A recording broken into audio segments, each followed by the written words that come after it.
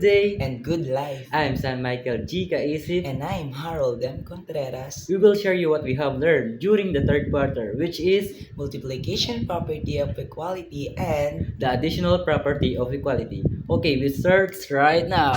So, starts with additional property of equality. Additional property of equality states that if two expressions are equal to each other, and you add the same value of to both sides, so the equation will remain equal. Para lalos ninyong maintindihan, bibigyan ko kayo ng example na also application to real life.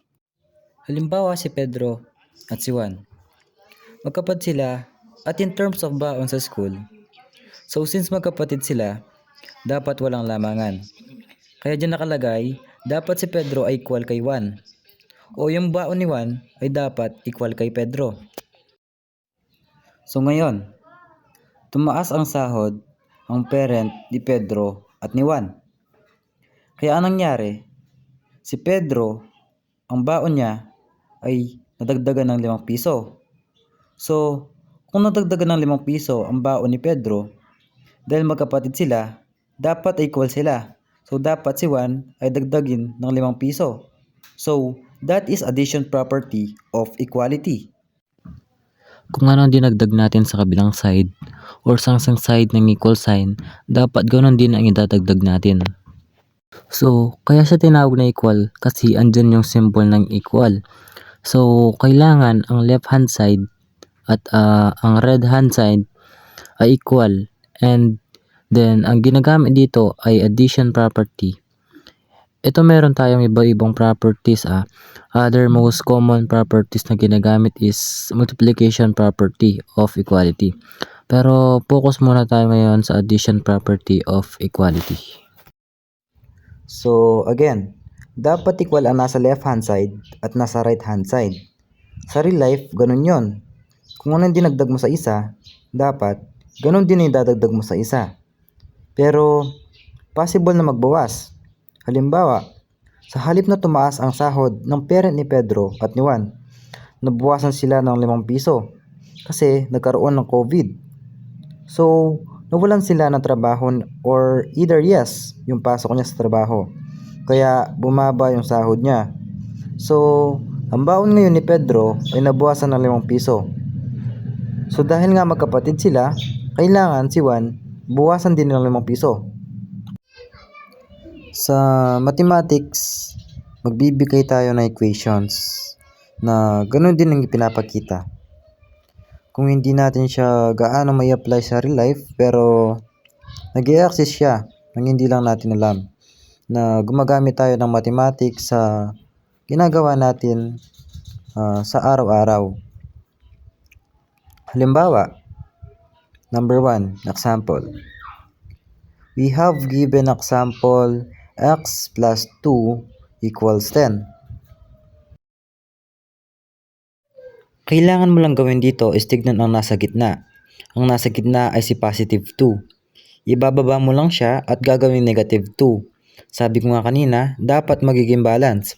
If magiging negative ito, dapat magiging negative 2 din ang nasa ibaba ni 10.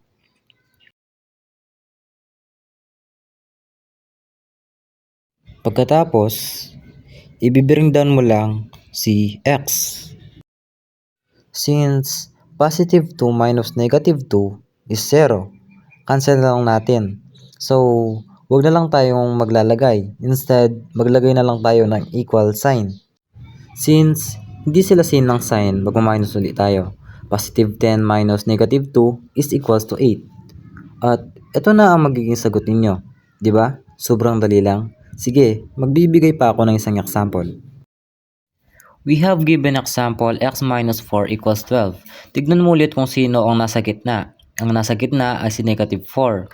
Si negative 4 ay gagawin mo lang positive 4 both sides. And then, kailangan lang naman natin i-bring down si x.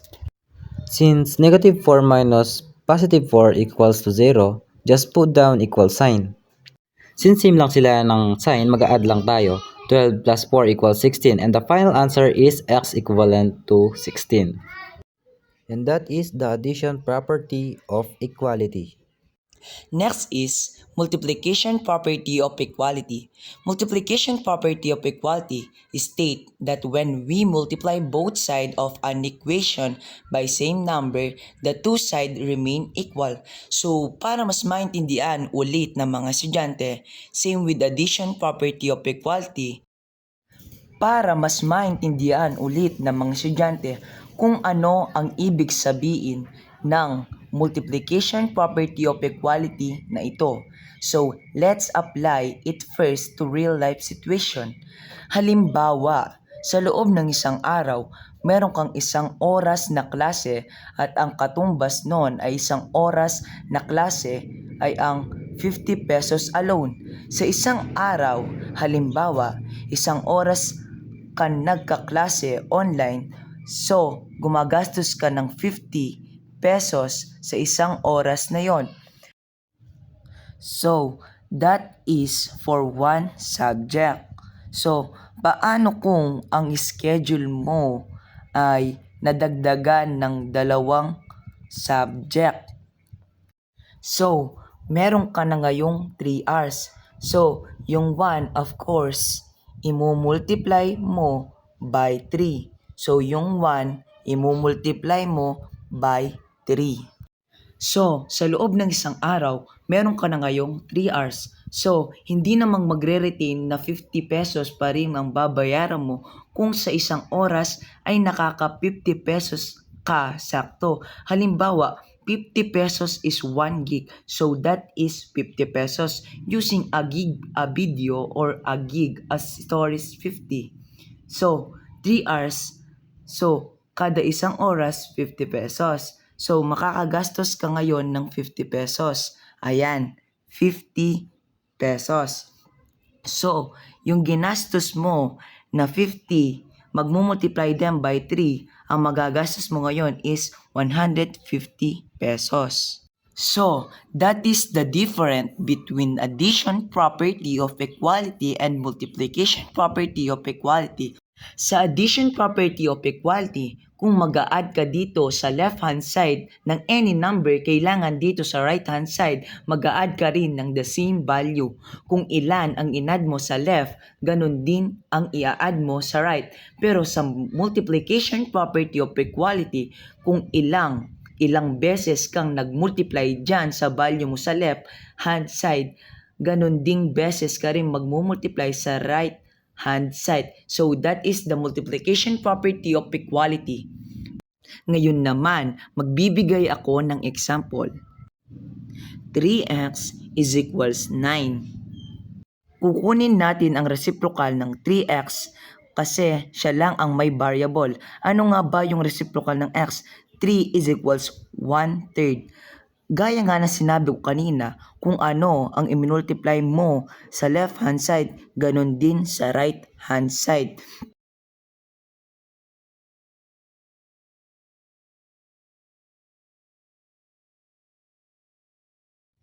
So, 1/3 times 3x is equals x kasi x is equals 1. So, 9 times 1/3 is equals 3. So, the answer is x is equals 3.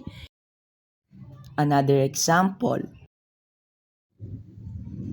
4x is equals 12. Again, kukunin natin ang reciprocal ng 4x kasi siya lang ang may variable.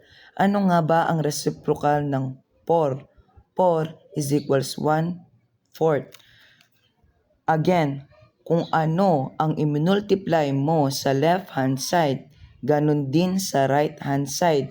So, 1/4 times 4x is equals x kasi x is equals 1.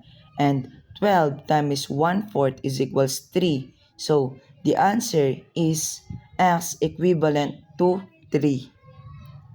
Diba? Sobrang dali lang. And that is what we learned throughout the third quarter in Mathematics 8. Goodbye!